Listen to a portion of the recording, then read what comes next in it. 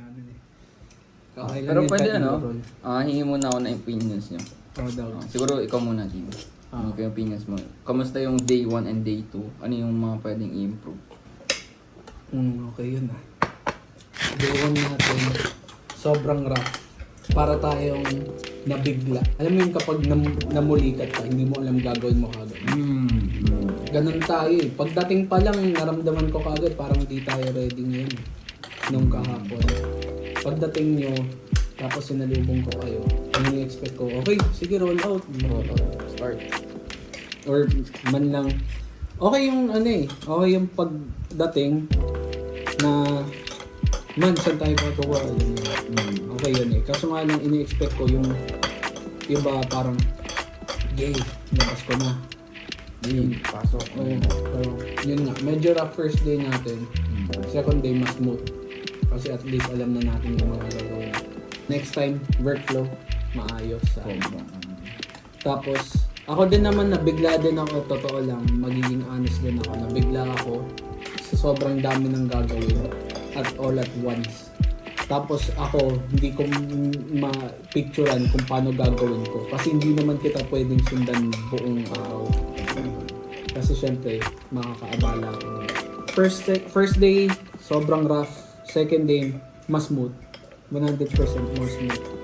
Nangapalang rin tayo sa sa pag-reassemble. Pero masasanay rin tayo sa na pupunta rin tayo sa point na siguro yung reassemble kahit 30 minutes kagad. So yun, marami pang kailangan improvements. Yun lang, lang talaga, mas maging organized lang, hindi sabog-sabog yung gagawin. Man, pwede mo send mo sa akin yung video na to. Dog. Ililista ko sila lahat. Kada may mabanggit na point, ililista ko yun. Yeah, dog. Hindi ako matutulog. Matulog ka naman. Huwag naman Sige, simulan ko sa akin man. Sa day 1 po, unang-unang pinakamali. Nung pagkalabas ng gamit, sabog. Yun agad, di ba? Kasi kailangan tanggalin lahat ng gamit sa kotse. Sumabog yung gamit ko. Bigyan mo sa labas lahat. Huwag kanya-kanyang lapag, kanya-kanyang lapag. Yun. Mali yun. Hindi naman siya mali. Kasi kailangan talaga ubusin yung gamit eh. Kasi linisin yung kotse. So iniisip ko siya kanina kung mali ba siya o hindi. Bahala na. Naging handicap siya sa atin kasi service car natin siya, tapos siya yung nilinis natin.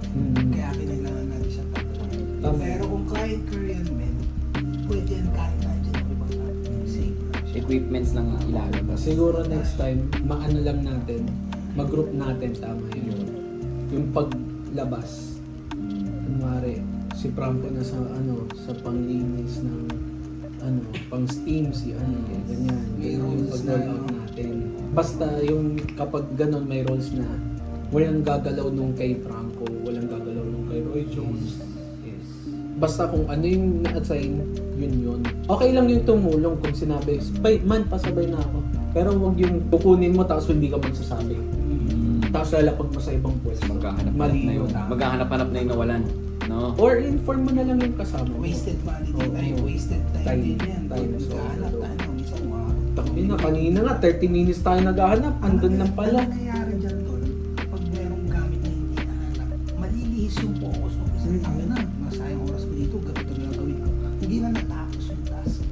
Yung workflow talaga importante. Yun yung pinaka-keynote ng day 1, man. And yung ulan, Yun doon, lalo tayo na throw off. oo yun, lalo tayo na umulan. No, of course tayo doon sobra. Tingin ko, walang problema kung uulan. Basta may yung extension Mamaya is, na naman. yung extension is aabot. Oo, kasi nahirapan tayo sa Ano yun? autobus. Nahirapan lang tayo sa umuulan tapos may extension. Hindi natin alam gagawin eh. Right? Pero at least alam na natin, napakakunat pala ng extension natin. Ang ina, naligo na! Naligo na! Nalublog na siya na. Lagi, nakilang po ang sabi. Hindi naman, walang spark nga lang eh. Walang kahit ano eh. Next, tingin ko tol. Next na part doon, ito isa sobrang importante. Pero magiging part ko to. Yung nagsiuwian yung mga Scheduling.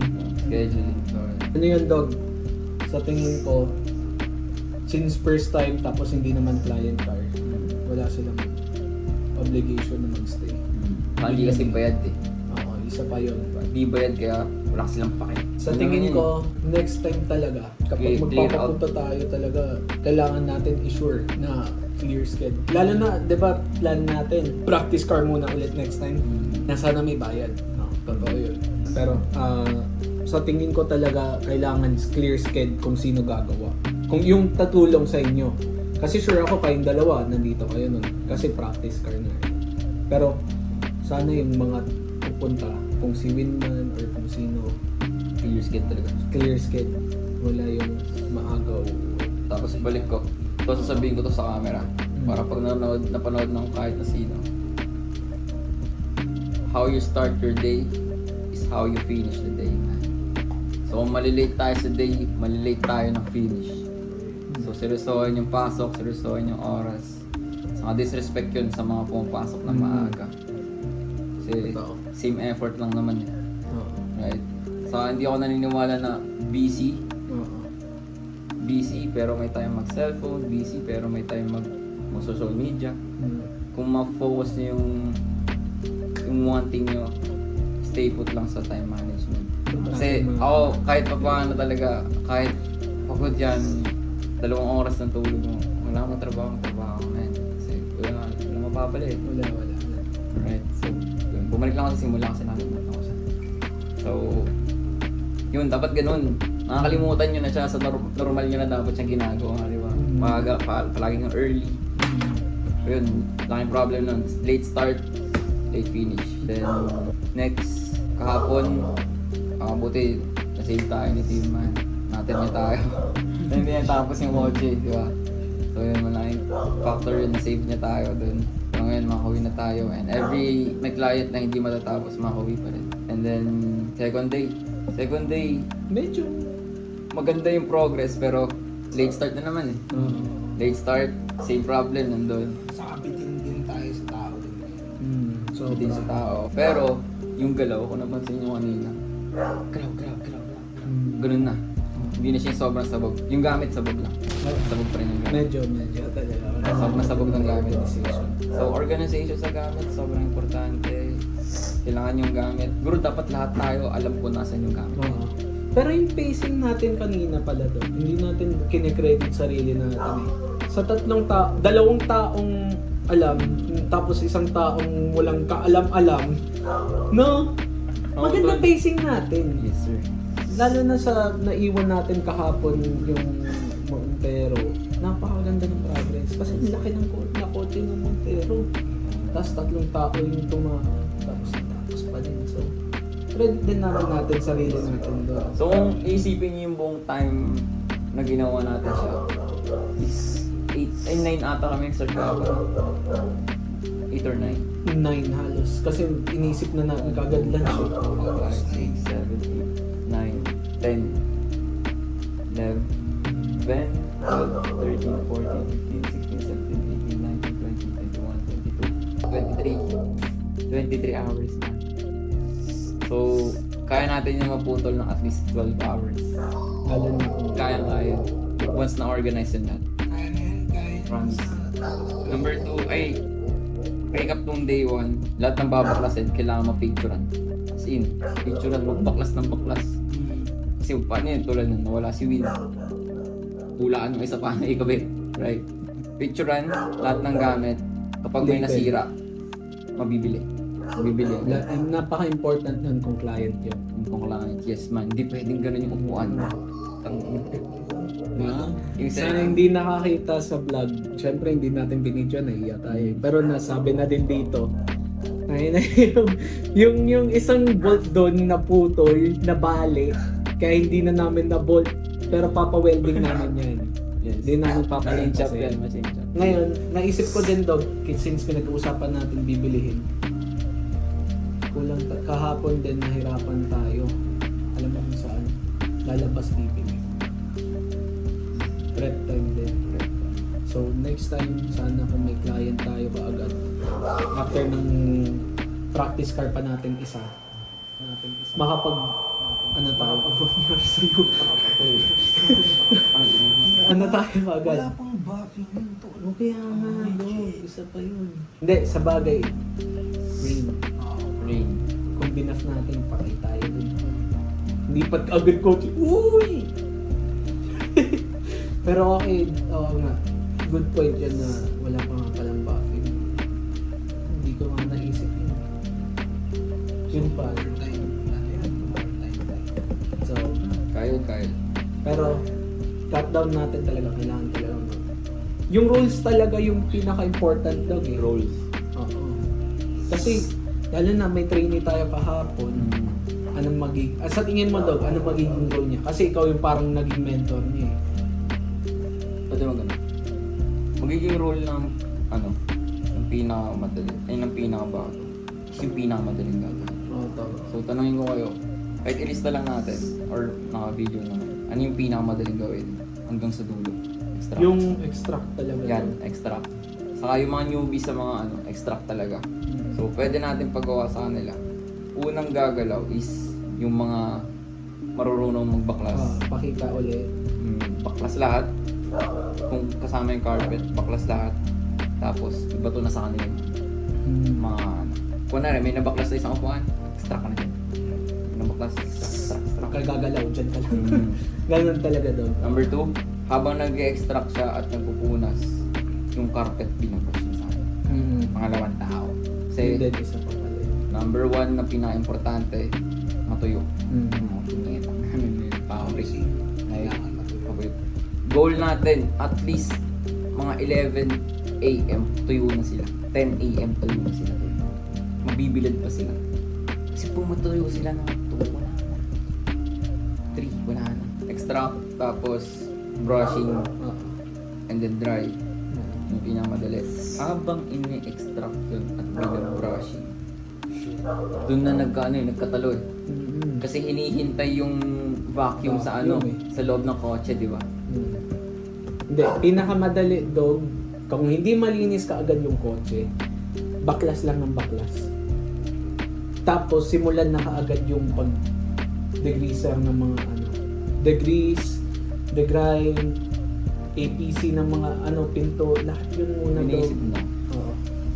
What if hindi na vacuumin yung loob? Yung mga bato-bato, walisin na lang and then wipe. Pwede dun. Pwede. Para hindi naghihintay. Oo. Kasi kahapon ang tagal hindi nagawa yung loob, yung mga bato-bato eh. Oo. Tagal niya hindi nalinis eh. Kasi hinihintay yung extractor, di ba? So, walis na lang. Walis tambo, In the walis meantime. tingting. In the meantime. And then wipe. Yung ginawa ni Kino. Habang naghihintay tayo. Punas lahat ng degreaser. Na-solve na yung problema ng walang vacuum nakasabay. Right? Oo, Solve na yung problema niya. Yun, isa Hindi sa na issue naiintindihan. natin eh. And then next, degrime. Sobrang tagal mag-degrime, tol. Degrime, ang pag-degrime ko, paano pag-degrime ko? Interior muna o yung mga door jams. Hindi ko door jumps kasi may pressure wash. Door jams muna to. Door jams, pressure wash. Kasi kung hindi siya hindi mo muna ito, diba mag-exterior. Bago yung interior. Yung exterior. May part siya yung exterior. Jumps. Hindi dami. Tapusin mo na siya. Yung exterior. Kaya nga, Niligpit mo yan. Pressure wash yan. Tapos lalabas mo ulit yung gamitin mo ulit. Diba more time. so naiisip ko, kaagad sa ganung situation, lalo na in the meantime wala pa tayong second vacuum, siguro pinakamadali gawin na nga talaga dito. Degrime, APC, kung anong gagawin, door jam, yan, muna gawin yan. Habang naghihintay kayo, naghihintay na rin naman kayo, gawin nyo na. Lalo na sedan, 2 tao yung aalat natin nandun, diba? So naisip ko, habang nag-iisa, yung isa nag-i-extract, yung isa gumawa na. Trabawin mo na yung loob. Kasi naman mahirap. Yung nakatayo ka lang doon, nanonood ka sa nag-i-extract, di ba? Ito yung magsasabay yun. Habang may nag-extract, may nagde-degrime. Pero kailangan na walisan na yung buong shit. Right? Singit to, number 1 pala dapat linisin yung buong sasakyan. Pick up the trash. May mga matrash pa. Siyempre. Hindi, given na yun. Given na given. Kaya hindi na rin Oo, naman. hindi na rin naman kailangan. So, after mag-extra, may nagde-degrime na. After mag-degrime ng door panels, at ng door panels, kailangan nasabit na yung ano, yung mga na, carpet. carpets. Kung napatayo na yung tol, ang pwede na natin next na gawin doon is, ang pinapatayo, sara lahat, car wash. Tama. Tingin niyo. Car wash. Para, kung kasama yung exterior, is maano siya. Mabubuff siya habang kinakabit yung mga gamit. Yan. Check na natin. So, marami pa tayong nilipis. 220 na. Paalam na tayo. Yo! That's it.